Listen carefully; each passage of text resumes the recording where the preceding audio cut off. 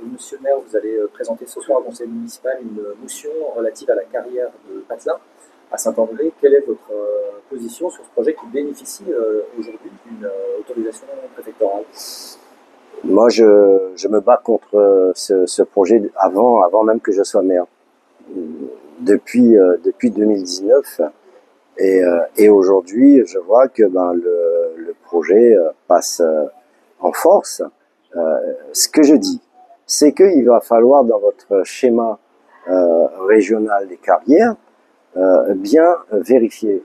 Et nous, on a suffisamment donné dans l'Est. Aujourd'hui, l'Est veut s'émanciper autrement et non pas qu'avec des carrières qui nous amènent des nuisances, du bruit, de la poussière et avec tout ce qu'on connaît comme passage de camions, etc.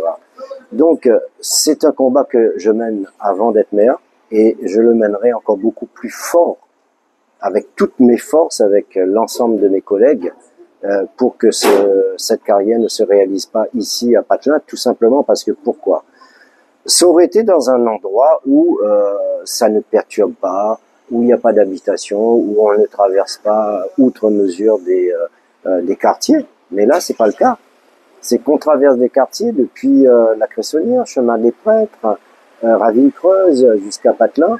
Alors, entre les rotations de camions, entre les nuisances quotidiennes, puisque c'est une carrière qui est faite pour durer 25 ans, vous imaginez? Donc, et là, je sais pas qui décide, mais j'aimerais bien être autour d'une table avec ces décideurs pour qu'on m'explique qu'est-ce que vous avez pris comme critère pour dire, c'est là où il faut faire des carrières. Moi, je dis, c'est pas là où il faut faire des carrières, parce que quand on regarde du côté de Bois-Blanc, quand ils ont fait une chaîne humaine, ils se sont donné la main, et aujourd'hui, on n'entend plus parler de cette carrière, eh bien, moi, midi, ici, Saint-André de Monts n'est pas plus, n'est pas moins, mais il va falloir qu'on nous respecte.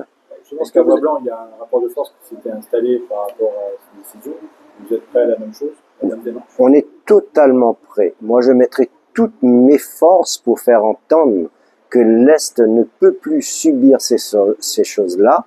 L'Est a besoin aussi de travailler dans la sérénité et de développer et de sauvegarder toute sa biodiversité et tout cela. Donc, il faut nous comprendre. On a subi, nous, malgré tout, un retard extraordinaire sur le développement des micro-régions.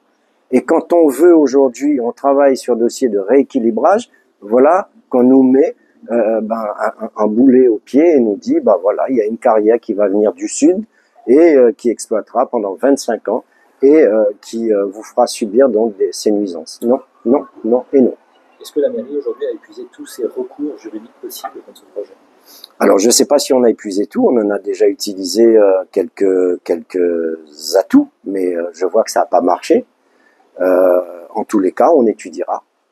On étudiera, mais je crois que la première des forces, ça va être le rapport de force, justement, parce qu'on doit nous écouter. On doit nous écouter. Et c'est ça que je veux faire comprendre à ces décideurs d'aujourd'hui, qui peut-être, pour certains, ne seront plus là dans 3 ans. Là, vous avez la population avec vous aussi. J'espère que la population se battra parce que c'est une association aussi qui mène ce combat avant tout. C'est pas le maire, hein. Il y a l'association GEP qui mène un combat et pour défendre l'ouverture de cette carrière.